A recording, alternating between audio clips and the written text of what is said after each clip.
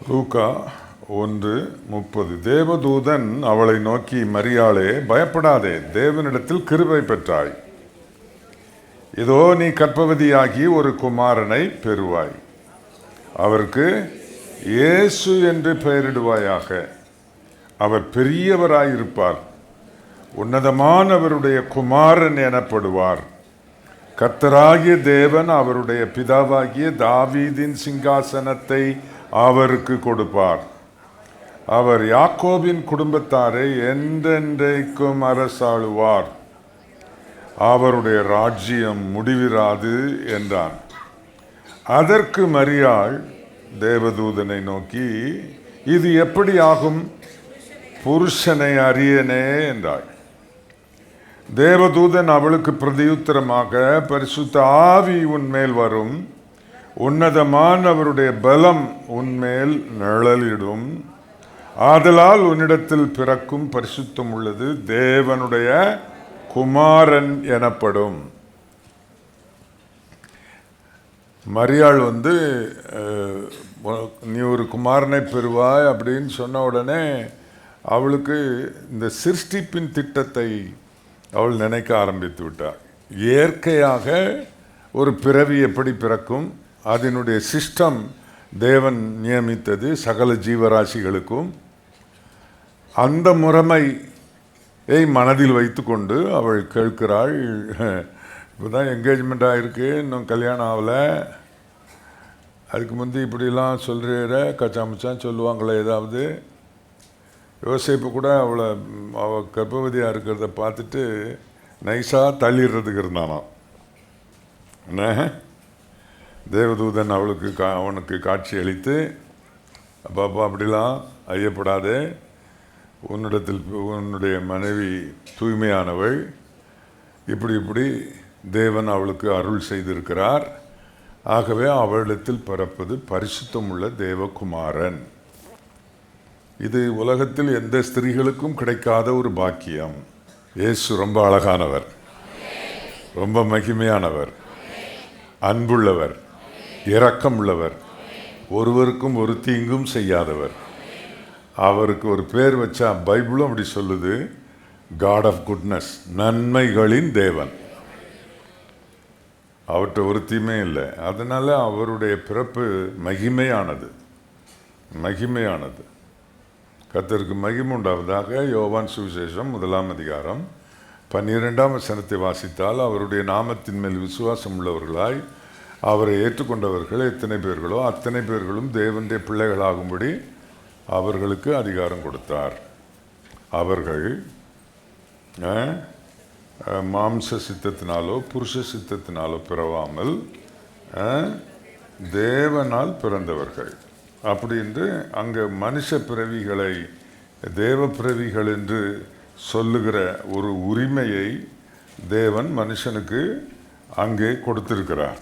அவர்கள் இரத்தத்தினாலாவது மாம்சத்தினாலாவது புருஷ சித்தத்தினாலாவது பிறவாமல் தேவனால் பிறந்தவர்கள். அதுதான் மறுபிறவி. ஆண்டவராகிய இயேசு கிறிஸ்து தேவனால் பிறந்தவர். கர்த்தருக்கு ஸ்தோத்திரம். இயேசு அவ்வளோ மகிமையான கடவுள், புனிதமான கடவுள் இல்லையா? அவரை அடிக்கடி சொல்லுகிறோம், பரிசுத்த ஆவி, பரிசுத்த தேவன். இயேசு தூய்மையானவர், மாம்சத்தை அனுபவிக்க வந்தவர் அல்ல. மாம்சத்தில் இருக்கிற ஜனங்களுக்கு அவர் ஒரு விமோட்சத்தை கொடுக்க பாஸ்டர் சொன்ன மாதிரி இயேசு பிறந்தார். இந்த இயேசுவினுடைய பிறப்பை நாம் நல்லா தான் கொண்டாடணும். என்ன, இது அதில் குதிர்க்கெல்லாம் பேசக்கூடாது. நம்ம பெந்தகோஸ்தே பாஸ்டருங்க இருக்காங்களே சிலர், அதெல்லாம் இல்லை, 25ஆம் பிறந்தாருன்னு எங்கே போட்டிருக்கு அப்படிமா. நாட்களை விசேஷித்து கொள்ளுகிறான், கர்த்தருக்கென்று விசேஷித்து கொள்ளுகிறான். வருஷத்தில் ஒரு நாள் உலகமெங்கும் 25ஆம் கர்த்தர் இயேசு பிறந்தாருன்னு கொண்டாடுறாங்க. அப்படின்னா உனக்கு என்ன அதில் பிரச்சனை?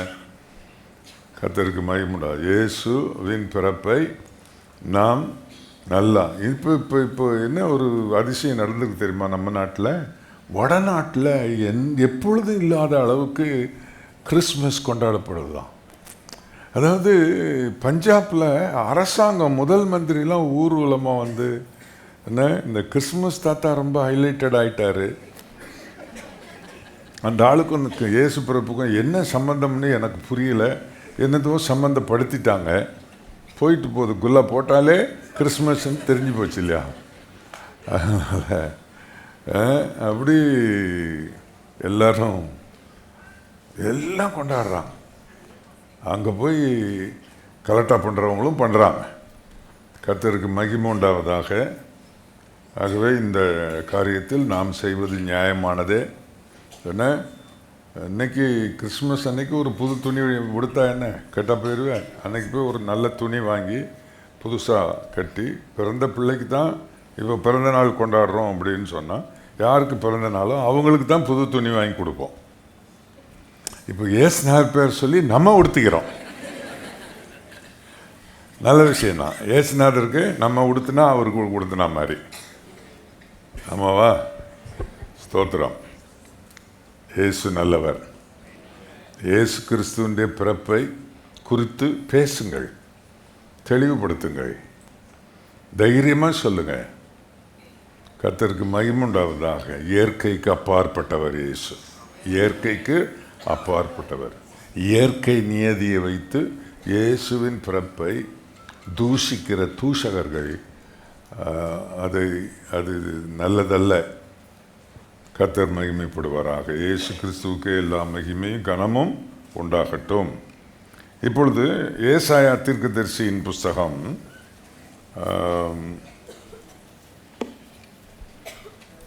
9ஆம் அதிகாரம் 2ஆம் வசனம். இருளில் நடக்கிற ஜனங்கள் பெரிய வெளிச்சத்தை கண்டார்கள். இருளில் நடக்கிற ஜனங்கள் பெரிய வெளிச்சத்தை கண்டார்கள். அதே வசனத்தை மத்தேயு சுவிசேஷத்தில் 4ஆம் அதிகாரம் 15ஆம் வசனத்தில் இருளில் இருக்கும் ஜனங்கள் பெரிய வெளிச்சத்தை கண்டார்கள் என்று போட்டிருக்கிறது. இந்த 2 வசனத்தில் எது சரியாக இருக்கும் என்று பார்த்தால், ஏசாயா சொன்னதைத்தான் எடுத்து மத்தேயு சுவிசேஷத்தில் எழுதியிருக்கிறது. அதனால் ஏசாயா சொன்னது தான் சரியான வார்த்தையாக இருக்கும். இருளில் இருக்கும் ஜனங்கள் அப்படி சொன்னால் ஒன்றும் தவறு ஒன்றும் கிடையாது. ஆனால் இருளில் நடக்கும் ஜனங்கள் பெரிய வெளிச்சத்தை கண்டார்கள். கர்த்தருக்கு மகிமை உண்டாவதாக. இந்த உலகத்தில் நல்ல வெளிச்சம் உண்டாவதற்காக தேவன் ஏற்கனவே பகலையாள பெரிய சுடரை உண்டாக்கியிருக்கிறார். சூரியனை உண்டாக்கியிருக்கிறார். சூரிய வெளிச்சம் அது உதயமாக ஆரம்பித்து அது மேலே வர வர பூமியில் நாம் இருக்கிற பகுதிகளில் எந்த பக்கம் சூரியன் உதிக்குதோ அந்த பக்கம் எல்லாமே ரொம்ப தெளிவாய் தெரியும், எல்லாம் விவரமாக இருக்கும். கர்த்தருக்கு ஸ்தோத்திரம். அந்த இயற்கையான சூரிய வெளிச்சத்தில் நடக்கிறதையும் செயல்படுகிறதையும் இதற்கு ஒப்பிடலாம். ஆனால் இது வேறே.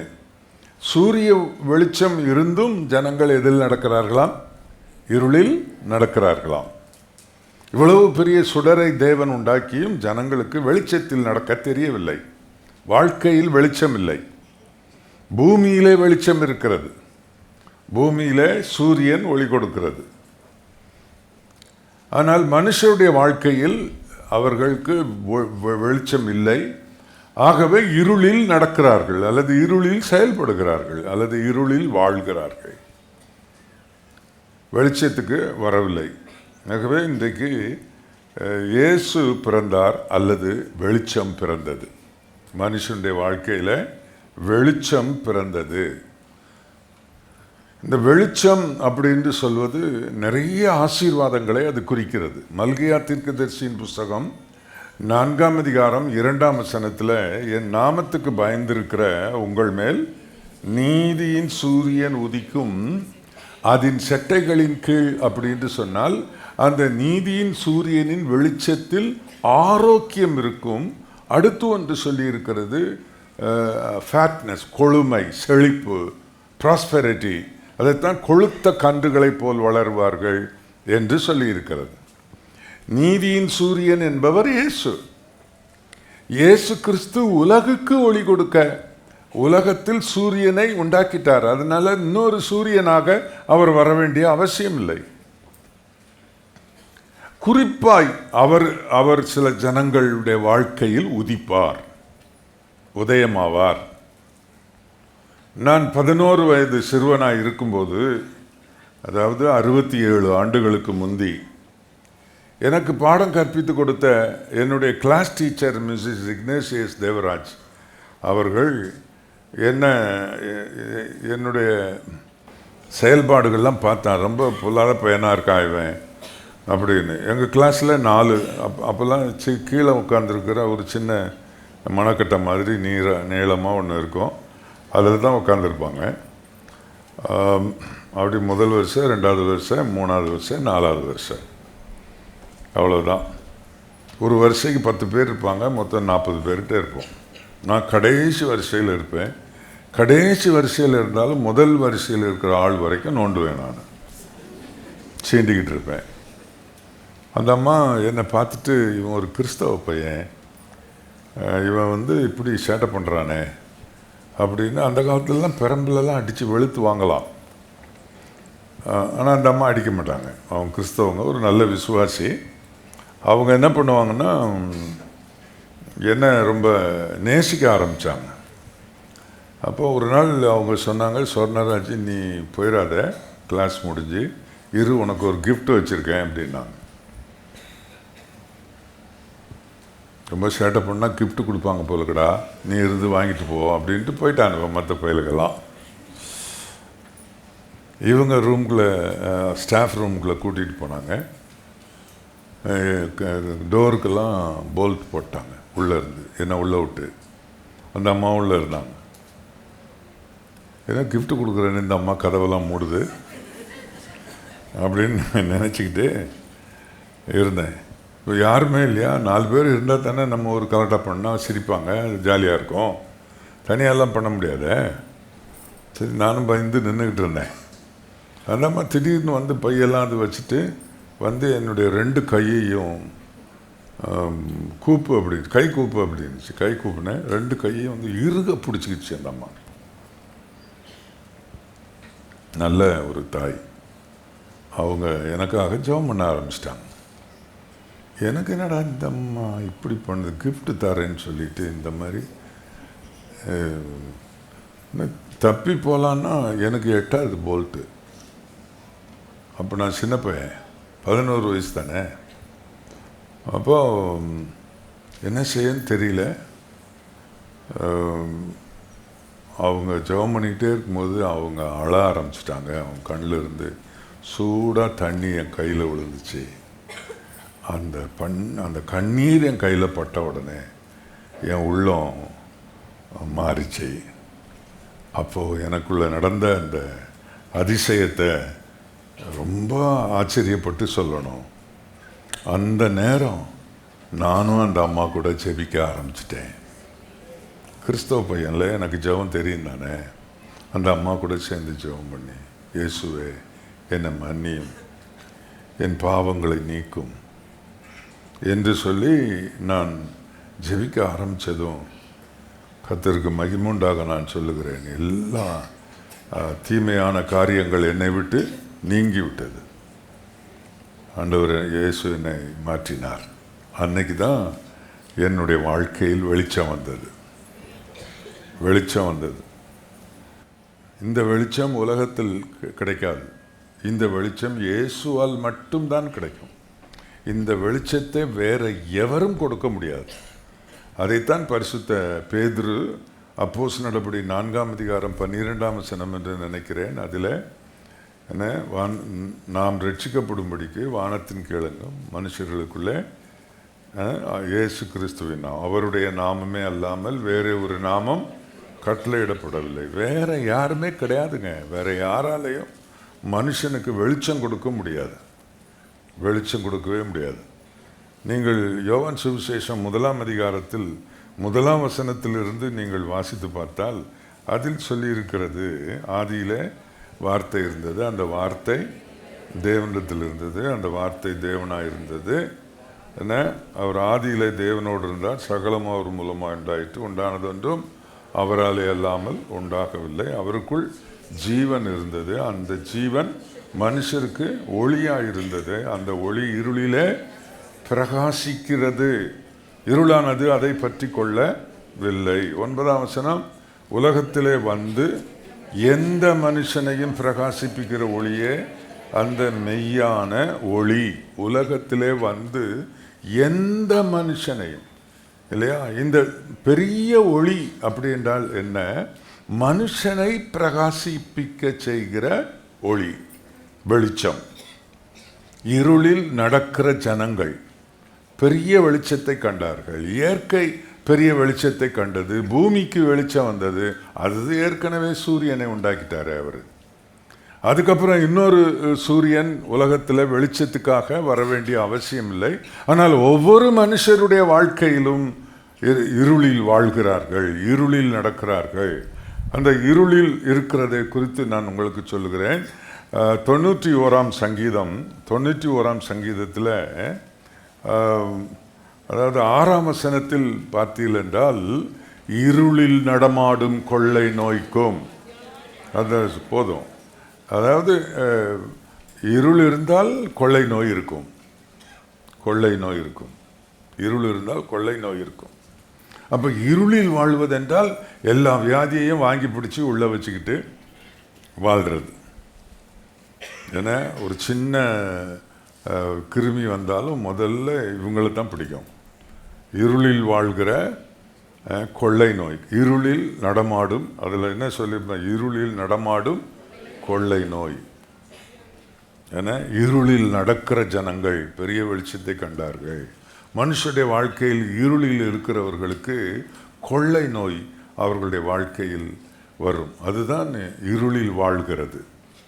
இன்னொரு வசனம் 104ஆம் சங்கீதம் 20ஆம் வசனத்தை நீங்கள் வாசித்தால், நீர் இருளை கட்டளையிடுகிறீர், ராக்காலமாகும், அதிலே சகல காட்டு ஜீவன்களும் நடமாடும், சகல காட்டு ஜீவன்களும் நடமாடும். அடுத்த வசனம், சூரியன் உதிக்கையில் அவைகள் ஒதுங்கி தங்கள் தாபரங்களில் படுத்துக்கொள்ளும். வெளிச்சம் வேணும், இல்லாவிட்டால் இந்த காட்டு ஜீவன்கள் நடமாடும். கர்த்தருக்கு ஸ்தோத்திரம். அதாவது ரோமர்கள் நிருபம் 1ஆம் அதிகாரம் 21ஆம் வசனத்தில், அவர்கள் தேவனை அறிந்தும் அவரை தேவன் என்று மகிமைப்படுத்தாமலும் ஸ்தோத்தரியாமலும் இருந்து தங்கள் சிந்தனைகளினாலே வீணரானார்கள், உணர்வில்லாத அவர்களுடைய இருதயம் இருளடைந்தது அப்படி சொல்லியிருக்கிறது. அநேகருடைய இருதயத்துக்குள்ளே இருள் இருக்கிறது. தேவனை தேவனென்று மகிமைப்படுத்துகிறதில்லை. நான் எப்பொழுது தேவனை தேவன் என்று மகிமைப்படுத்தாமல் இருந்தேன்? நாங்கள் தான் வாராதோறும் ஆலயத்துக்கு வர்றோம், ரொம்ப அருமையாக இருக்குது, நாங்கள் நல்லா இருக்கிறோமே.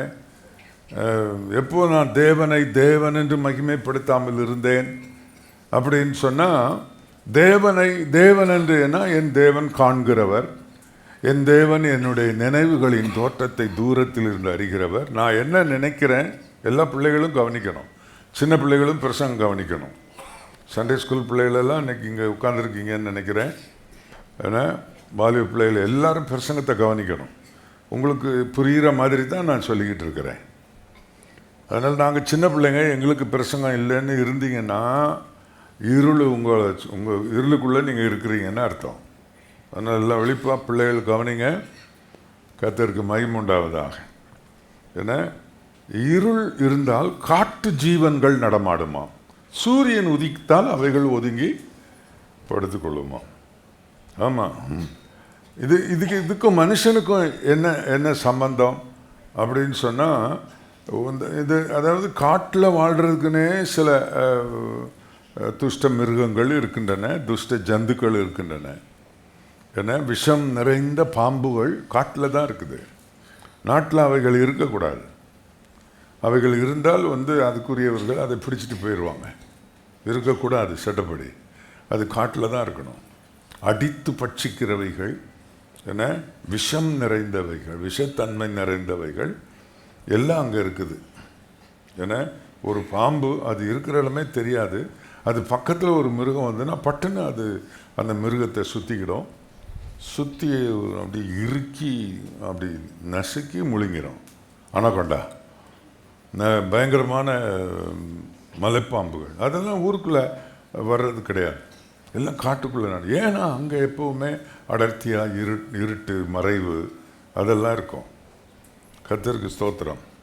இப்போ இதுக்கு நமக்கு என்ன சம்பந்தம்னா, நம்ம தேவனை தேவன் என்று மகிமைப்படுத்த வேண்டும்.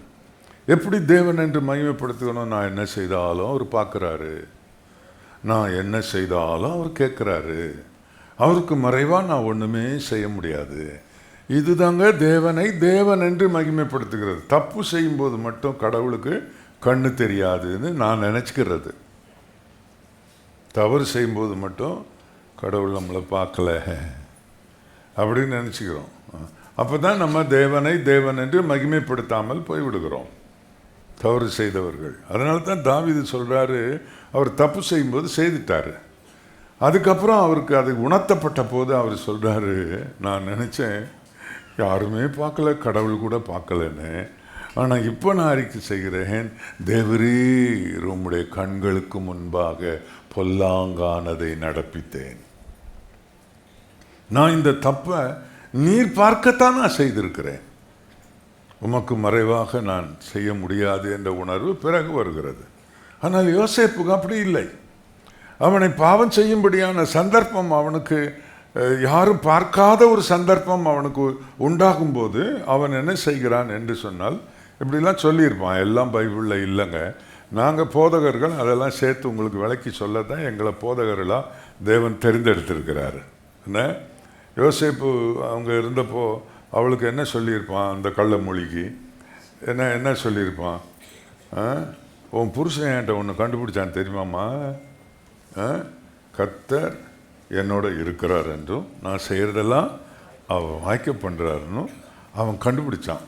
அவன் கண்டுபிடிக்கிறதுக்கு முந்தையே எனக்கு தெரியும் கர்த்தர் என் கூட இருக்கிறாருன்னு எனக்கு தெரியும், என்னை பார்க்குறாரு, என்ன கேட்குறாரு, நான் என்ன செய்தாலும் அவருக்கு மறைச்சி செய்ய முடியாது என்ற அறிவு, அதுதான் கர்த்தருக்கு பயப்படும் பயம். அதுதான் தேவனை தேவன் என்று மகிமைப்படுத்துகிறது. மனுஷர் பார்க்காது இருக்கும்போது தவறு செய்து விடலாம் என்று ஒருவன் நினைக்கிறானே, அவன்தான் இருளில் நடக்கிறவன். தேவன் ஒருவர் இருக்கிறார், இயேசு நிஜமானவர், அவர் இருக்கிறார், அவர் காண்கிறார், அவர் கேட்கிறார். நிச்சயமாக இந்த நம்பிக்கையை இழந்து விடும்போது நான் தேவனை தேவன் என்று மகிமைப்படுத்தாமல், தேவனை ஏதோ ஞாயிற்றுக்கிழமை போய் பாடி நல்லா கைத்தட்டிட்டு வர்றவர் அப்படி என்று நான் நினைத்து கொண்டிருக்கிறேன்.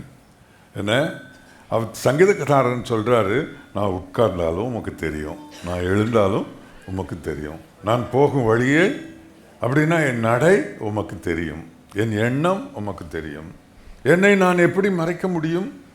எனக்கு இருள் என்றால் உமக்கு இருள் வெளிச்சமும் சரி, எனக்கு தான் இருட்டு, உமக்கு இருட்டு கிடையாது என்று அவன் அறிக்கை பண்ணுகிறான்.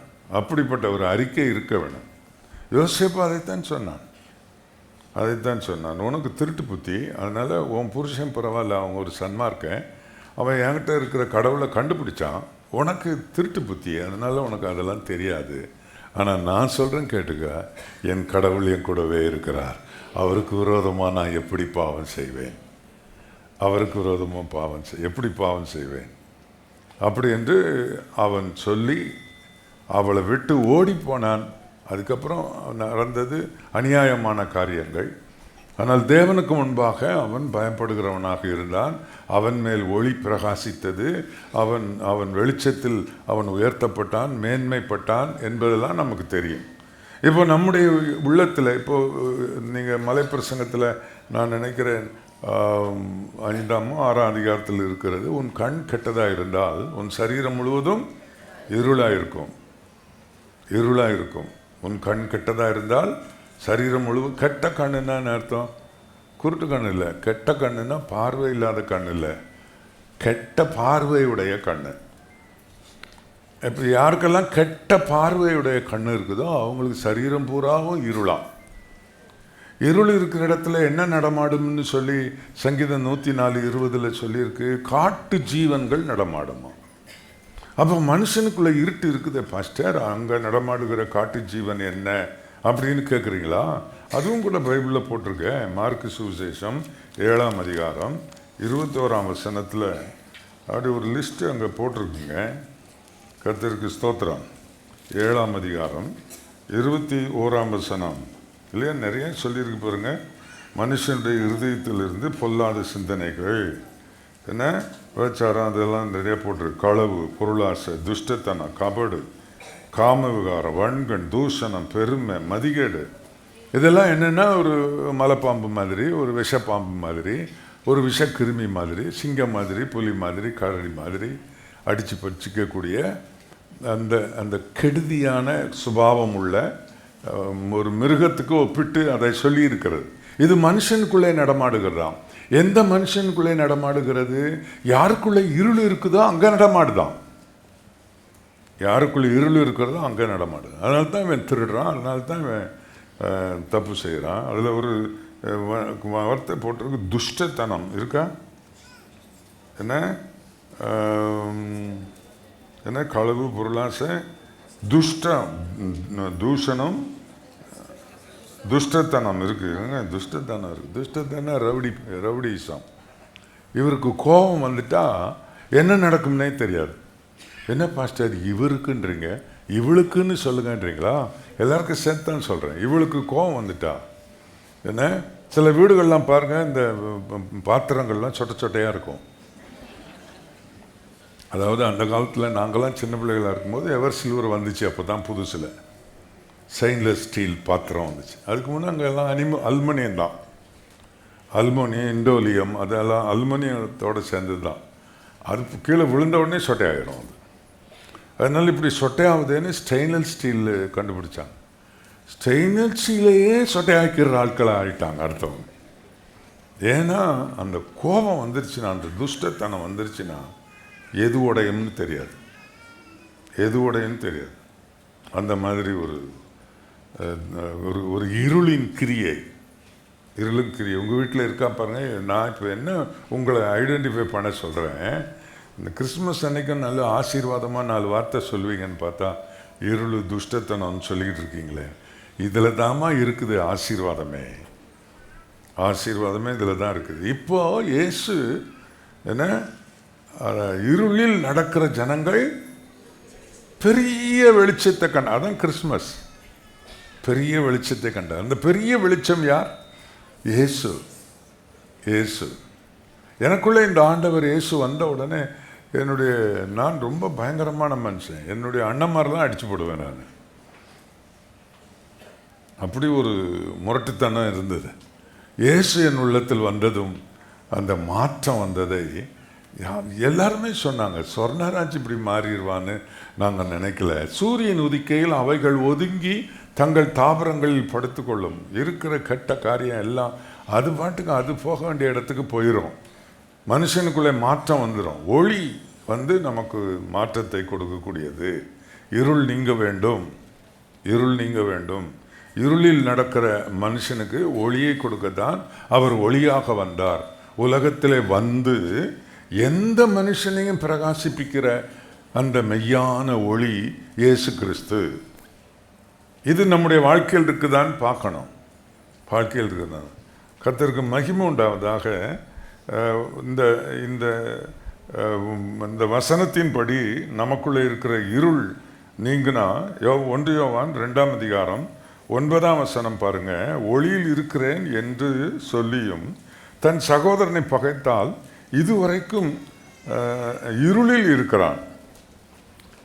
ஒளியில் நாங்களாம் வெளிச்சத்தின் பிள்ளைகள், நாங்கள் ஒளியில் இருக்கிறோம் அப்படின்னு சொல்லிட்டு பகைத்தால், சண்டை போட்டால், என்ன புருஷன் முன்னாடி சண்டை, சகோதரர்கள் சண்டை, ஒருத்தருக்கு ஒருத்தர் சண்டை, கண்ட மேனிக்கு பேசுறது, பேசுகிற சண்டை ஒன்று, பேசாமல் இருக்கிற சண்டை ஒன்று. இந்த ஆளை கோவப்படுத்தணும்னா இவ பேசாமல் இருந்துட்டாலே அவருக்குள்ள ப்ரெஷர் கூடிரும். இப்படி இதெல்லாம் இருக்குது. பகைகள், விரோதங்கள், வைராக்கியங்கள், இவையெல்லாம் காட்டு மிருகங்கள்.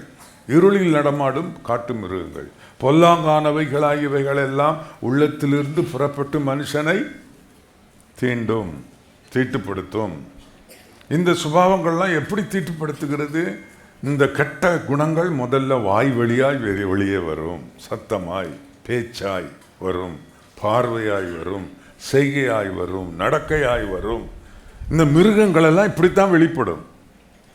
அப்போ ஒளி வந்துட்டா இதெல்லாம் தானா விலகி போயிடும். அதுக்காகத்தான் இயேசு என்ன இருளில் நடக்கிற ஜனங்களுக்கு பெரிய வெளிச்சமாக அவர் தோன்றி இருக்கிறார். இயேசு இன்றைக்கு நம்முடைய வாழ்க்கையில் அவர் வெளிச்சமாய் வந்தால் நிச்சயமாக நம்முடைய வாழ்க்கையில் இருக்கிற இருள் போனால் அதை தொடர்ந்துள்ள எல்லா தீமையான காரியங்களும் நம்மை விட்டு போய்விடும். நான் விசுவாசி என்று சொல்லுகிறேன், நான் இயேசு என்னோடு இருக்கிறார் என்று சொல்லுகிறேன், ஆனால் நான் பகைக்கிறேன், நான் தப்பு செய்கிறேன், தவறு செய்கிறேன். இது செய்யாதவங்க யார் இருக்கிறாங்கன்னு சொல்லி நான் அதுக்கு ஒரு சப்போர்ட் தேடுகிறேன். கர்த்தருக்கு மகிமை உண்டாவதாக. அப்படி இல்லை. யோவான் சுவிசேஷம் 8ஆம் அதிகாரம் 12ஆம் வசனம் வாசிக்கிறேன். மறுபடியும் இயேசு ஜனங்களை நோக்கி, நான் உலகத்திற்கு ஒளியாய் இருக்கிறேன், என்னை பின்பற்றுகிறவன் இருளில் நடவாமல் ஜீவ ஒளியை அடைந்திருப்பான். ஜீவ ஒளி. இயேசு ஜீவ ஒளி. இயேசு அணைஞ்சு போகிற ஒளி கிடையாது. இயேசு அணைஞ்சு போகிற கிடையாது. இந்த இயற்கை சூரியன் காலையில் உதிச்சதுன்னா சாயங்காலம் 6 மணி வரைக்கும் தெரியும், அதுக்கப்புறம் மறைஞ்சிரும், அப்புறம் அடுத்த நாள் தான் அது தெரியும். இப்படி மறைஞ்சு மறைஞ்சு தெரிகிற ஒளி அல்ல, நம்ம மத்தியில் உதித்திருக்கிற ஒளியாக்கிய இயேசு. ஒளியாக்கிய இயேசு இல்லை, இயேசு பிறந்தார், இரட்சகர் பிறந்தார், அல்லது வெளிச்சம் பிறந்தது. ரெண்டும் ஒரே வார்த்தை தான். கர்த்தருக்கு மகிமை உண்டாவதாக. நான் வெளிச்சமாய், நான் ஒளியாய் இந்த உலகத்துக்கு இருக்கிறேன். யாரெல்லாம் என்னை பின்பற்றுகிறார்களோ அவர்களுக்குள்ளெல்லாம் அந்த ஜீவ ஒளி, அந்த ஜீவ வெளிச்சம், அந்த லிவிங் லைட் அவங்களுக்குள்ள இருக்கும், அணையாமல் இருக்கும். அப்படி சொல்றார். அப்படி இருக்கும்போது நமக்கு என்ன கிடைக்கும்? ஆசீர்வாதங்கள், நிறைய ஆசீர்வாதங்கள் கர்த்தர் நமக்கு வைத்திருக்கிறார். முதலாவது வாழ்க்கை சீர்படும். ஆமாம். அடுத்து நம்முடைய வாழ்க்கையில் எல்லா நன்மைகளும் கிடைக்கும். இந்த மல்கியா 4:2 சொல்லி இருக்கிறது, என் நாமத்துக்கு பயந்திருக்கிற உங்கள் மேல் நீதியின் சூரியன் உதிக்கும், அதன் செட்டைகளின் கீழ்னா அந்த சூரியன் வெளிச்சத்தில் ஆரோக்கியம் உண்டாகும், நீங்கள் கொழுத்த கன்றுகளைப் போல் வளருவீர்கள் என்று ப்ராஸ்பரிட்டியெல்லாம் அதில் சொல்லியிருக்குது. கர்த்தருக்கு மகிமை உண்டாவது. இயேசுவின் வெளிச்சம் உங்களில் வந்தால் உங்களுக்கு ஞானம் வந்துவிடும். ஞானம் வந்துவிடும். எல்லாம் இந்த இருளில் நடக்கிறது இருக்காது. கர்த்தருக்கு ஸ்தோத்திரம். நான் இன்றைக்கு நிறைய படித்த மக்களுக்கு, பெரிய பெரிய மக்களுக்கெல்லாம் போதிக்கிறேன். அவங்கெல்லாம் கேட்குறாங்க. இதே சபையில் ஒன்று நடந்துச்சுங்க. கீழே ஆஸ்பெஸ்டாஸ் ஷீட் போட்டு ஆராதனை நடந்துகிட்டு இருக்கும்போது, ஒரு நாள் நான் வெஸ்லி ஸ்கூலில் படிச்சுக்கிட்டு இருக்கும்போது அங்கே எனக்கு கிளாஸ், அதாவது சோசியல் ஸ்டடீஸ் மாஸ்டராக சுந்தர்னு ஒருத்தர் இருந்தார். அந்த மனுஷன் அடின்னு அடிப்பார் என்ன. ஆனால் அவர் வந்துட்டார்னாலே என்கிட்ட நான் இருக்கணான்னு பார்ப்பார். இருந்தேன்னா அவர் போன உடனே முதல்ல கேள்வி என்கிட்ட தான் கேட்பார். ஏன்னா நான் பதில் சொல்ல மாட்டேன்னா அவருக்கு தெரியும். கேட்ட உடனே அவர் என்ன செய்வார்னா, ஸ்டாண்டப் ஆன் தி பெஞ்ச் அப்படின்வார். எழுந்துருவேன். அதுக்கப்புறம் லேட்டரான்னு அவர் கேள்வி கேட்டாலே நானே பெஞ்சு மேலே ஏறிடுவேன், அவருக்கு அந்த சிரமெல்லாம் கொடுக்காம. அவர் அப்படியே இப்படியே வருவார், பின்னால் பிரம்ப வச்சுட்டு இப்படியே வருவார். என்கிட்ட வந்த உடனே பின்னால் பலார்னு பிரம்ப வச்சு அடிப்பார். நான் ஒன்றும் அடியே வாங்காத மாதிரி இப்படியே நிற்பேன். வலிக்கும், பயங்கரமாக வலிக்கும். ஆனால் அப்படி காட்ட மாட்டேன். அது அவருக்கு இன்னும் கோபம் வரும். சொரணை கெட்டவனே அப்படின்னு இன்னும் போடுவார். திருந்தது, வாழ்க்கை திருந்துறதில்லை, சரியாகிறதில்லை. கர்த்தருக்கு மகிமை உண்டாவதாக. அவர் ஒரு நாள் நம்ம இங்கே ஆலயத்தில் நான் பிரசங்கம் பண்ண போகிறேன். அந்த நேரம் வாத்தியார் உள்ள வரார். சோசியல் ஸ்டடி மாஸ்டர் சுந்தர் வரார்.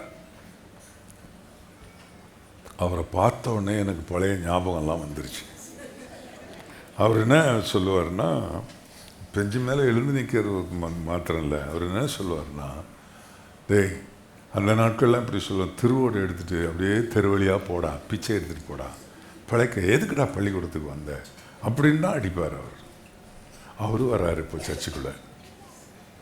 எனக்கு இவர் சொன்ன வார்த்தைலாம் ஞாபகம் வந்துருச்சு. நான் அவர் பார்த்த உடனே நான் ஆயத்தம் பண்ணி இந்த பிரசங்கத்தை மாற்றிட்டேன். நாங்கள் கன்வென்ஷனில் பேசுறதுக்குன்னு சொல்லி சில ஹிட்டு மெசேஜ் வச்சுருப்போம். அந்த மெசேஜை பேசினா ஒப்பு கொடுக்காதவங்க இருக்கவே மாட்டாங்க, ஒப்பு கொடுப்பாங்க எல்லாருமே. அந்த மெசேஜ் ஒன்று எடுத்தங்க, எடுத்து இன்னைக்கு வாத்தியாரை ஒப்பு கொடுக்க வச்சு இவர் தலையில் கை வச்ச தீரணும்னு ஒரு எண்ணத்தோட அன்றைக்கி நான் பிரசங்கம் பண்ணேன். பிரசங்கம் பண்ணிவிட்டு அன்றைக்கி ஒப்பு கொடுக்க சொன்னேன். ஒரு 10 காணம் ஒப்பு கொடுத்துச்சு. அதில் வாத்தியாரும் இப்படி கையை வைத்தினார். நான் சொன்னேன், நல்லா மேலே கையை வைத்துங்க. என்னோட வளர்த்தியாக இருப்பார் அவர், என்னோட வளர்த்தியாக இருப்பார். அப்புறம் முன்னால் வர சொன்னேன். பொதுவாக வர சொல்ல மாட்டேன், அன்றைக்கி வர சொன்னேன். ஏன்னா இவர் தலையில் கை வைக்கணுமே. அவர் வந்தார்.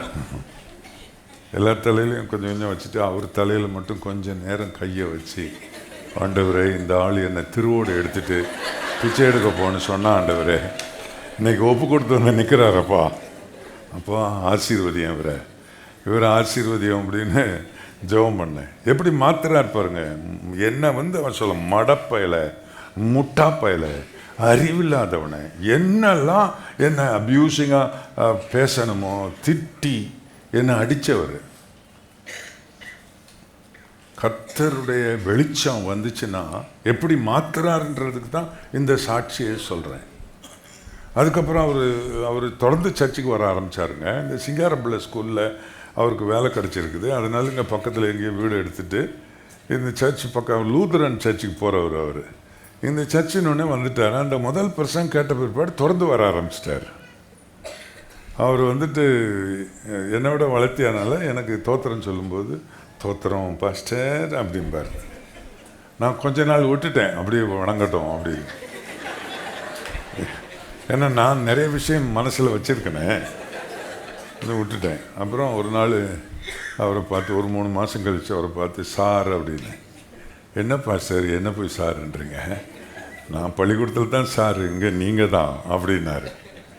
அப்புறம் புகழ ஆரம்பித்தார். நான் புகழ விட்டுட்டேன். பொதுவாக புகழ் பேச விட மாட்டேன், ஆனால் அவரை பேச விட்டுட்டேன். இப்போ சார்னோடனே, என்ன சார் நீங்கள் வெஸ்லி ஹை ஸ்கூலில் நீங்கள் வேலை செய்தீங்களா? ஆமாம், அது உங்களுக்கு எப்படி தெரியும் அப்படின்னாரு. இருங்க இன்னும் கொஞ்சம் சொல்கிறேன். நீங்கள் இந்த கிளாஸில் நீங்கள் சோஷியல் ஸ்டடீஸ் மாஸ்டர் தானே? ஆமாம். நீங்கள் கிளாஸுக்கு வரும்போது ஒருத்தன் நெட்டையாக இருப்பானே, அவனை கூட நீங்கள் அடின்னு அடிப்பீங்களா? இது நடந்து 25 வருஷத்துக்கிட்ட ஆச்சு. எனக்கு மறக்கலையே அது. இந்த ஆள் மூஞ்ச பார்த்தோன்னே எல்லாம் வந்துருச்சேன். ஆனால் அவர் மறந்துட்டார். அப்போ அவர்கிட்ட சொன்னேன், நீங்கள் ஒரு பையன் எழுந்து நிற்பான், அவன் பதிலே சொல்ல மாட்டான், பெரம்பில் அடின்னு அடிப்பீங்களே அப்படின்னு. அப்புறம் கொஞ்ச நேரம் யோசிச்சுட்டு, ஆமாம் அவன் என்னமோ ராஜி அப்படின்னாரு. இப்போ நான் சொன்னேன், சொர்ண ராஜி அப்படின்னு. என் பேர் அவருக்கு தெரியலையா? நான் சொல்லலை, சொர்ணராஜின்னு. அப்போ அவர் கேட்டார், ஆமாம் அவனுக்கு என்ன இப்போ அப்படின்னாரு. அவன் தான் ஏன் நானே. அப்படி கொஞ்ச நேரம் வாய்ப்பழுது நின்னார் பாருங்க. அப்படி நின்னார். என்ன சொன்னார் தெரியுமா? அன்னைக்கு ஒரு கேள்வி கேட்டால் பதில் சொல்ல தெரியாது, இன்னைக்கு நீங்கள் பேசும்போது கையெல்லாம் நடுங்குது பாஸ்டர் அப்படிங்கிறார். கையெல்லாம் நடுங்குது, என்னமா பேசுறீங்க அப்படின்றார். புகழ வச்சாரா? ஏன்? வெளிச்சம் வந்தது, என் வாழ்க்கையில் வெளிச்சம் வந்தது. மக்காவா இருக்கிற நீ காலேஜில் மக்கா அரியேஸ் வச்சிருக்கியா? என் மக்கு பயல எவனா இருக்கியா? வெளிச்சம் உதிச்சுதுன்னா நீ ஞானியா மாறிடுவ. கர்த்தருக்கு ஸ்தோத்திரம், கர்த்தருக்கு மகிமை உண்டாவதாக. நல்ல, அதாவது இருளிலே கொள்ளை நோய்கள் நடமாடும், இயேசுவின் வெளிச்சத்தில் ஆரோக்கியம் உண்டாகும். இன்றைக்கு சர்ச்சுக்கு வந்திருக்கிறீங்க, இன்றைக்கு கர்த்தருக்கு மகிமை உண்டாவதாக. இந்த கிறிஸ்துமஸ் நாளில் இயேசு பிறந்தார் என்று சொல்கிற இந்த நாளில் உங்கள் வாழ்க்கையில் இருளில் நடக்கிறவர்களாக நீங்கள் இருந்தால் அது நல்லா இருக்காது. இயேசுடைய வெளிச்சம் உங்களுடைய உள்ளத்தில் இன்றைக்கு உதிக்கணும். உங்களுக்கு நிறைய ஆசீர்வாதங்கள் உண்டாகணும். ஏசாயா தீர்க்கதரிசியின் புஸ்தகத்தில் ஒரு வசனம் இருக்கிறது பாருங்கள். அதை சொல்வதற்கு முந்தி ஒரு காரியம் சொல்லுகிறேன். இந்த சவுல் பவுலாய் மாறின சவுல் உங்களுக்கு தெரியுமே, அவன் ஒரு பரிசேயன். அவன் கிறிஸ்தவர்களை துன்புறுத்தினால் அது கடவுளுக்கு செய்கிற ஊழியம் என்று நினைத்தான். அப்படின்னு நினைக்கிறான்.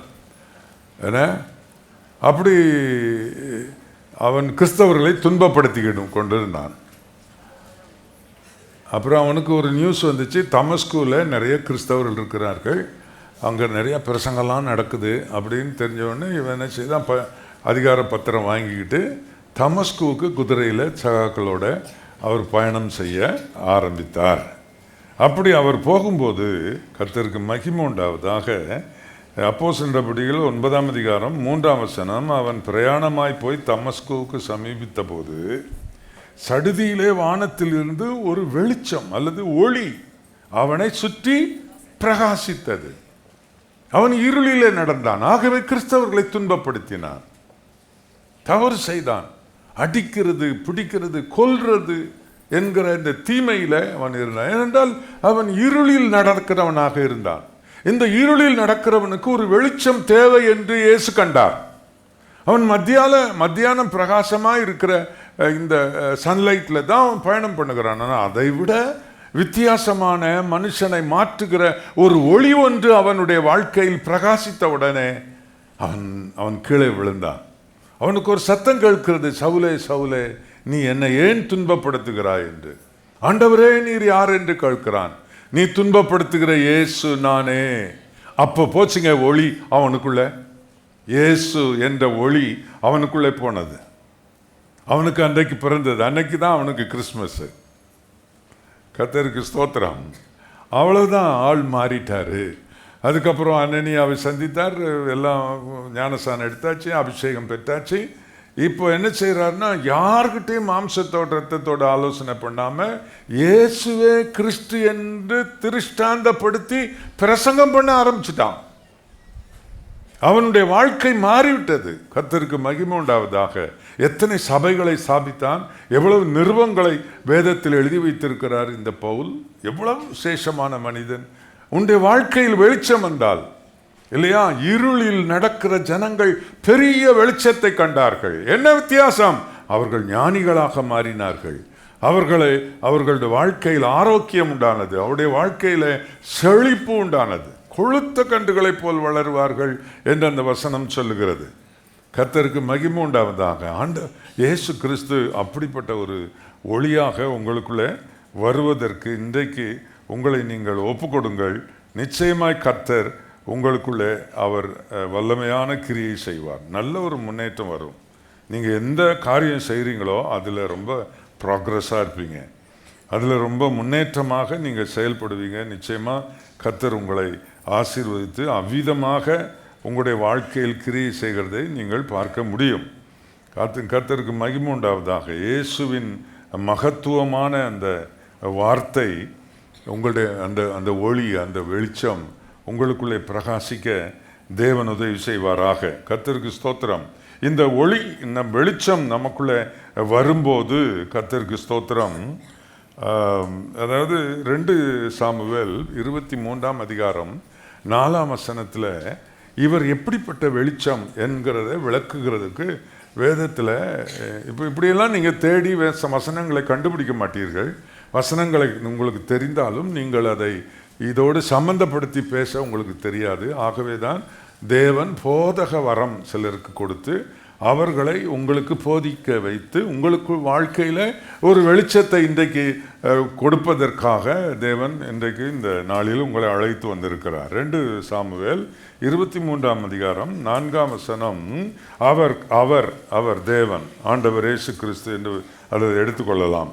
அவர் காலையில் மந்தாரம் இல்லாமல் உதித்து மழைக்கு பிற்பாடு தன் காந்தியினால் புல்லை பூமியிலிருந்து முளைக்க பண்ணுகிற சூரியனுடைய விடியற் கால வெளிச்சத்தை போல் இருப்பார். கர்த்தருக்கு ஸ்தோத்திரம். இவர் யார் என்றால், இவர் உதித்தால் செடி முளைக்கும். சூரியன் உதித்தால் இந்த மழை பெய்ந்து நினைந்திருக்கிற பூமியில சூரிய வெளிச்சம் பட்டால் புல்லுகள் முளைத்து வெளியே வரும். அப்படி நான் உனக்கு இருப்பேன் என்று கர்த்தர் சொல்லுகிறார். நீங்க நல்லா கவனிக்கணும். இயேசு உங்க வாழ்க்கையில வெளிச்சமா வந்தாருன்னு சொன்னா, அவருடைய வெளிச்சத்துல எப்படி பூமியில செடிகள் முளைத்து அது பலன் கொடுக்கிறதோ அப்படி இருக்கும். என்ன செய்தாலும் விளங்க மாட்டேங்குது. என்ன செய்தாலும் விளங்க மாட்டேங்குது. நஷ்டம், தரித்திரம், கடன் வாங்கி யார் கடன் கொடுக்குறாங்கன்னு செல்லில் ஒரு SMS வந்துட்டா போதும், லோனும் வேணுமா அப்படின்னு கேட்டால் போதும், உடனே திரும்ப ஃபோன் போடுறது, மாட்டிக்கிறது. பாம்பு வாயில் தவளை மாட்டுற மாதிரி நிறைய பேர் போய் கடன் கொடுக்குறவங்ககிட்ட போய் மாட்டிக்கிறது. அதுக்கப்புறம் ஐயோ குய்யோ என்னன்னாலும் ஒன்றும் செய்ய முடியாது. பாம்பு வாயில் மாட்டினா தவளை தப்புமா? அது மாதிரி தான் நிறைய பேர் நிறைய காரியங்களில் சிக்கி கொண்டு இருக்கிறீங்க. என்ன உங்களுக்கு என்ன முளைக்குது, என்ன துளிர் விடுது, என்ன கதிர் விடுது, என்ன வளருது, என்ன சூரியன் உங்களுக்கு, என்ன வெளிச்சம் உங்களுக்கு இருக்கு? இல்லை, இருளில் நடக்கிற ஜனங்கள் தரித்திரமாக இருப்பார்கள். இருளில் நடக்கிற ஜனங்கள் எல்லாம் எப்போ பார்த்தாலும் நோயின்னு இருப்பாங்க. எப்போ பார்த்தாலும் வியாதின்னு இருப்பாங்க. இருளில் நடக்கிற ஜனங்கள், இருளில் நடக்கிற ஜனங்கள் என்ன செய்தாலும் அவர்களுக்கு ப்ராக்ரஸ் ஆகாது. ப்ராஸ்பெரிட்டின்றதுக்கும் அதாவது செழிப்புன்றதுக்கும் அவங்களுக்கு சம்பந்தமே இருக்காது. கர்த்தருக்கு ஸ்தோத்திரம். இன்றைக்கு ஆண்டவராகிய இயேசு கிறிஸ்து இருளில் நடக்கிற ஜனங்கள் பெரிய வெளிச்சத்தை காணும்படி வெளிச்சமாய், இந்த வசனம் அப்படித்தான் சொல்கிறது. என்ன, பூமியிலிருந்து முளைக்க பண்ணுகிற சூரியனுடைய விடியற்கால வெளிச்சத்தை போல் இருப்பார் அப்படி சொல்லியிருக்கிறது. முளைக்க பண்ணுகிறவர், விளைய செய்கிறவர் இந்த சூரியன், இந்த வெளிச்சம்.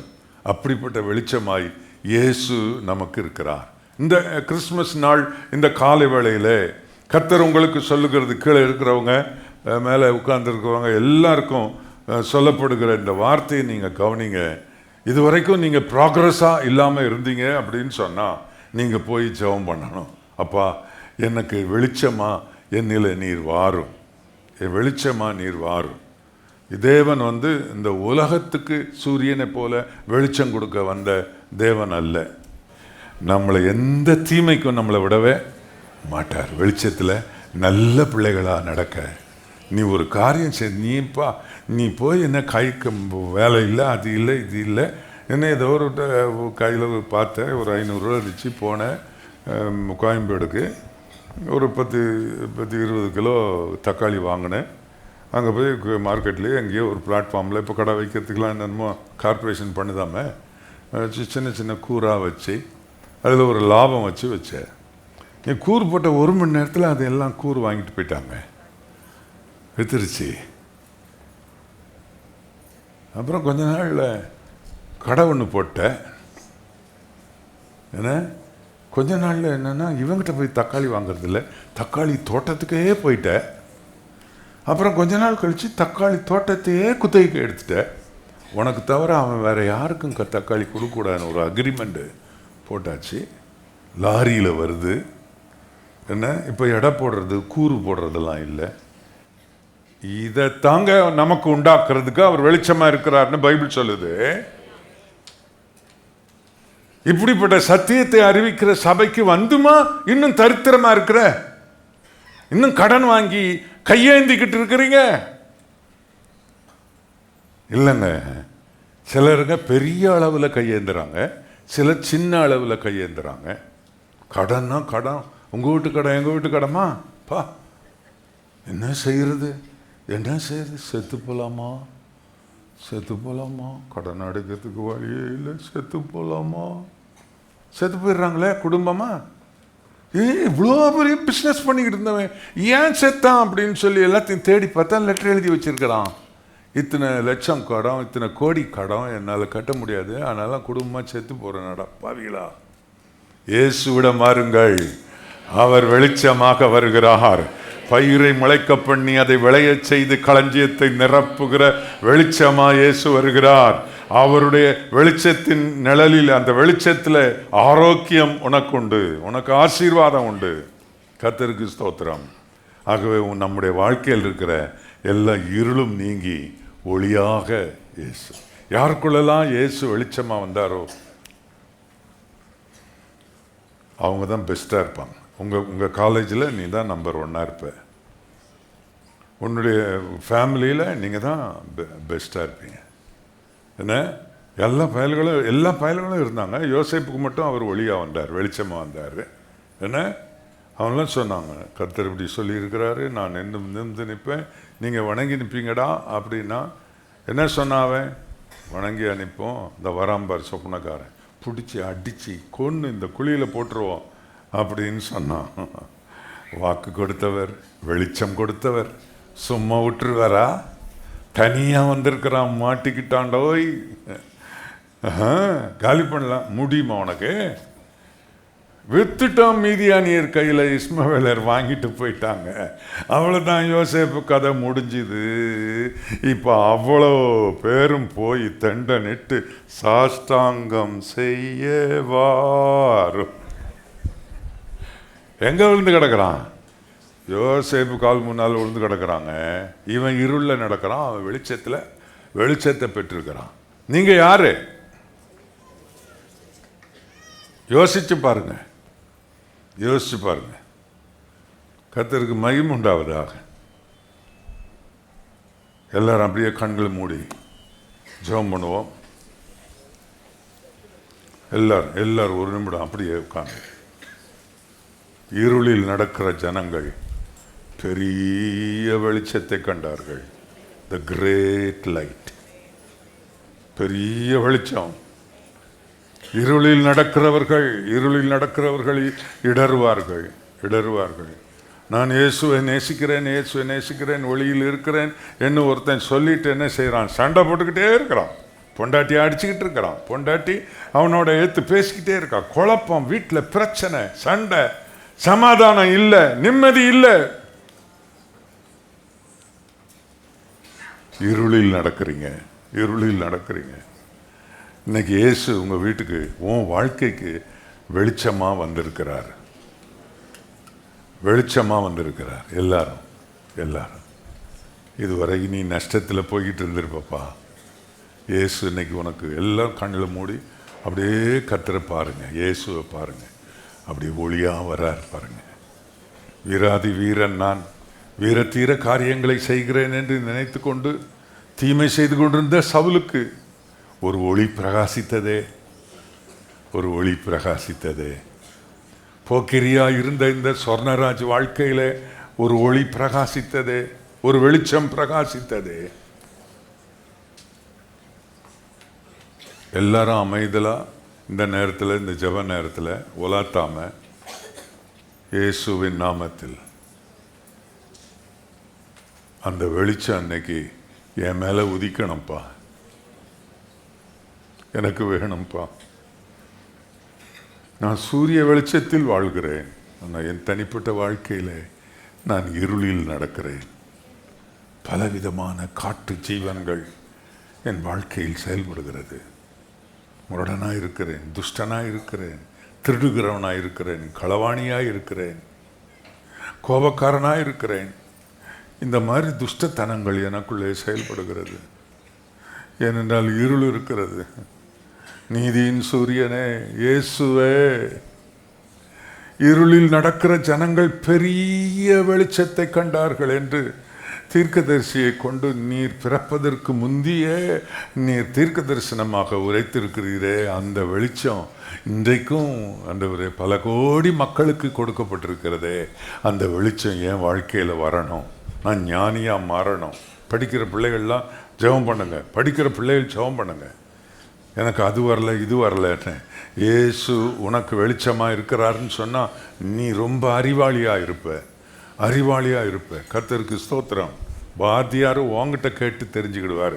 அந்த அளவுக்கு ஞானத்தை கர்த்தர் கொடுப்பார். அதைத்தான் சங்கீதக்காரன் சொல்ல, எனக்கு போதித்தவர்களிலும் என்னை ஞானியாக்கி நீர் என்று சொல்லுகிறார். இயேசுனை ஆசீர்வதிப்பார், இயேசுனை ஆசீர்வதிப்பார். தரித்திரமாமா, பணம் இல்லை, கஷ்டம், எங்கே போகிறது?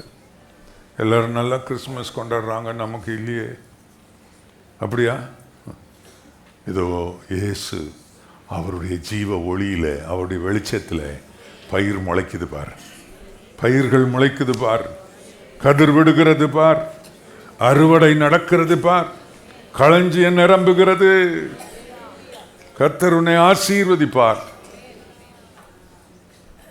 எனக்கு இந்த மாதிரி ஒரு ஆசீர்வாதம் வேணும் பாஸ்டர், இந்த மாதிரி ஒரு வெளிச்சம் என் வாழ்க்கையில் வேணும். எல்லாம் அவருடைய வெளிச்சத்தில், அவருடைய சட்டைகள் கீழே ஆரோக்கியம், செழிப்பு, செழிப்பு. அவருடைய வெளிச்சம் பட்டால் பயிர்களெல்லாம் முளைத்து வளரும் என்று சொல்லி அந்த ஆசீர்வாதம் வேணும் பாஸ்டர். அப்படி சொல்கிறவங்க கர்த்தருக்கு மகிமையாக அவங்க வலது கையை உயர்த்தி, அப்படியே உயர்த்தி பிடிச்சிக்கிட்டே அப்படியே உயர்த்தியே ஒரு ஜெபம் பண்ணுங்க. ஏசப்பா, ஏசப்பா, வெளிச்சமே, வெளிச்சம், வெளிச்சமாய் என்னை எனக்கு வெளிச்சமாய் இருக்கிறவரே, அல்லேலூயா. சூரியனுடைய விடியற் கால வெளிச்சத்தை போல் இருப்பார். பூமியிலே முளைக்க பண்ணுகிற சூரியனுடைய விடியற் கால வெளிச்சத்தை போல் உனக்கு இருப்பார். உனக்கு முளைக்கும், எல்லாம் உனக்கு எல்லாம் வளரும், உனக்கு எல்லாம் பெருகும், உன் ஞானம் வளரும், உன் அறிவு வளரும். உன்னுடைய வாழ்க்கையில் இருக்கிற இருளில் எல்லா கொள்ளை நோய்கள் ஓடி போகும். இருக்கிற காட்டு ஜீவன்கள், கெட்ட சுபாவங்கள் எல்லாம் ஓடி போகும். வெளிச்சம் முன்னில் உதயமாக இருக்கிறது இயேசுவின். கேளுங்க எல்லாம் வாயை திறந்து, இந்த வெளிச்சம் என் வாழ்க்கையில் வரணுமப்பா. ஜீவ வெளிச்சம், நீர் ஜீவ வெளிச்சம், லிவிங் லைட். ஒரு நாள் இருந்து ஒரு நாள் அணைந்து போகிறவர் அல்ல. எப்போதும் இயேசுவின் நாமத்தில் சத்திய வார்த்தை நீங்கள் கேட்டிருக்கிறீர்கள், சத்திய வார்த்தையை கேட்டிருக்கிறீர்கள். இது பலிக்கணும் உங்க வாழ்க்கையில. எல்லா தரித்திரமும் போகணும்ப்பா, எல்லா கடன் பிரச்சனை போகணும், எல்லா மந்த புத்தி, படிக்க முடியல, முன்னேற முடியல, ஒரு தொழில் செய்தால் அதில் வளர முடியல, வாழ்க்கையில் ஃபைனான்சியலாக ரொம்ப பேக்வேர்டாக இருக்கிறோம், நான் வாழ்க்கையில் ஒன்றுமில்லாமல் இருக்கிறோம் அப்படின்னா, கர்த்தாவே எங்களை ஆவிக்குரிய ரீதியில் தீமையில் இருந்து ரட்சிக்கிறவர் மாத்திரமல்ல, இம்மையில் எங்களுடைய வாழ்க்கையின் சகல தேவைகளையும் எங்களில் பெருக பண்ணுகிற கர்த்தராகிய ஒளி, அந்த பிரகாசிப்பிக்கிற விடியற் காலத்தில் வருகிற அந்த பிரகாசமான வெளிச்சத்தை போல நீர் எங்களுக்கு, உம்முடைய பிள்ளைகளுக்கு நீர் மாறுகிறீர். கர்த்தருக்கு ஸ்தோத்திரம். இயேசு பிறந்தார், அல்லது வெளிச்சம் பிறந்தது. இயேசுவின் வெளிச்சம் எங்கள் வாழ்க்கையில் இருந்து எல்லாரும் இந்த ஆசீர்வாதத்தை பெற்று ஆசீர்வாதமாய் வாழ உம்முடைய பிள்ளைகளை ஆசீர்வதி இயேசுவின் நாமத்தில். ஆமென். God bless you. Happy Christmas. எத்தனை பேருக்கு இந்த காலை நேரத்தில் கர்த்தர் நமக்கு கொடுத்த அந்த கிறிஸ்மஸ் செய்தி, கிறிஸ்துவின் மூலமாய் நமக்கு உண்டான வெளிச்சம், நம்முடைய வாழ்க்கைக்குள்ள எல்லா செழிப்பையும் எல்லா நன்மையும் நம்ம கொண்டு வரும் என்று எத்தனை பேர் விசுவாசிக்கிறீர்கள்? ஆமென். ஒரு விஷயம் கரம் தட்டி கர்த்தர் நமக்கு கொடுத்த அந்த நல்ல நற்செய்திக்காக, நல்ல சத்தியத்துக்காக நல்ல கரம் தட்டி எல்லா கர்த்தருடைய பிள்ளைகளும் கர்த்தரை மகிமைப்படுத்துவோம். ஆமென். ஆண்டவரை மகிமைப்படுத்தி ஆண்டவருடைய வார்த்தையை நாம் கேட்டிருக்கிறோம். ஆண்டவர் இப்படி நமக்கு கொடுத்திருக்கிற இந்த நல்ல ஐக்கியத்துக்காக தேவன் நாம் எல்லாம் ரட்சிக்கப்பட்ட கர்த்தருடைய பிள்ளைகள் எல்லாரும் நாம் கூடி வர கர்த்தர் நம்ம பாராட்டின கிருபைகளுக்காக நல்ல வாய்களை திறந்து கொஞ்சம் கர்த்தரை ஸ்தோத்திரம் பண்ணுங்க. கொஞ்சம் நேரம், ஆண்டவரே உமக்கு ஸ்தோத்திரம், நீர் எங்களுக்கு கொடுத்திருக்கிற எல்லா ஆசீர்வாதத்துக்காக ஸ்தோத்திரம், எங்களை உம்முடைய பிள்ளையாக நீர் வைத்திருக்கிறதுக்காக ஸ்தோத்திரம், எங்கள் மேலே உம்முடைய வெளிச்சம் உதித்திருக்கிறதுக்காக ஸ்தோத்திரம், எங்களை பிரகாசிப்பிக்கிற மெய்யான ஒளியாய் எங்களுக்குள்ள ஒவ்வொரு நாளும் ஆண்டவரே பிரகாசமான விதத்தில் எங்கள் வாழ்க்கை நீர் மாற்றுகிறதுக்காக ஸ்தோத்திரம்.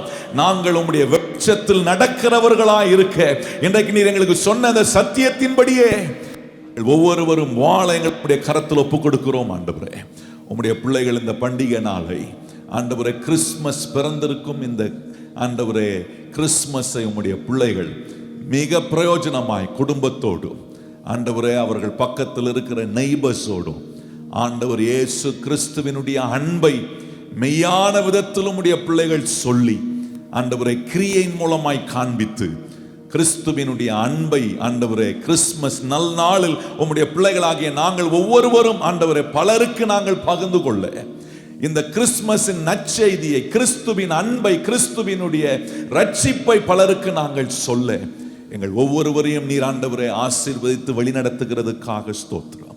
ஆண்டவரே இந்த ஆராதனையில் உம்முடைய பிள்ளைகள் உமக்கென்று உம்மை கனப்படுத்த கொடுத்த காணிக்கை தசம பாகம் பொருத்தன காணிக்கைகள் எல்லாவற்றையும் நீர் ஏற்றுக்கொள்ளும். நிறைவான ஆரோக்கியத்தையும் ஆசீர்வாதத்தையும் உம்முடைய பிள்ளைகளுக்கு தந்து நீர் வழி நடத்தும்படி நாங்கள் ஜெபிக்கிறோம்.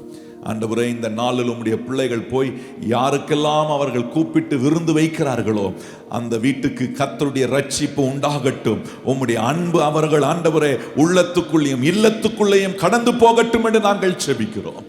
இப்படி இந்த ஆண்டவரே கிறிஸ்து பிறந்த நாளில் நாங்கள் பலருக்கு உம்முடைய நற்செய்தியை, உம்முடைய சுவிசேஷத்தை, ஆசீர்வாதமான சுவிசேஷத்தை பலருக்கு சொல்ல எங்களை நீர் வழி நடத்தும். ஆசீர்வதியும். எல்லா கன மகிமை துதி நாங்கள் உமக்கே தருகிறோம். ஏற்றுக்கொள்ளும் மகிமை அடையும். இயேசு கிறிஸ்துவின் அன்புள்ள நாமத்தில் வேண்டி ஜெபம் செய்கிறோம் எங்கள் பரிசுத்தம் உள்ள நல்ல பிதாவே, ஆமென். இப்பொழுது நம்முடைய கர்த்தராகிய இயேசு கிறிஸ்துவினுடைய கிருபையும் பிதாவாகிய தேவனுடைய அன்பும் பரிசுத்த ஆவியானவருடைய அந்யோன்ய ஐக்கியமும் இன்றும் என்றும் சதா காலங்களிலும் நம் அனைவருடன் நிலைத்திருப்பதாக, ஆமென். எல்லாரும் இணைந்து சொல்லுவோம். என் ஆத்துமாவே கர்த்தரை ஸ்தோத்திரி, என் முழு உள்ளமே பரிசுத்த நாமத்தை ஸ்தோத்திரி. என் ஆத்துமாவே கர்த்தரை ஸ்தோத்திரி, கர்த்தர் செய்த சகல உபகாரங்களையும் மறவாதே. ஆமென். உங்கள் எல்லாருக்கும் எங்கள் குடும்பத்தின் சார்பாக கிறிஸ்துமஸ் நல்வாழ்த்துக்களை சொல்றோம்.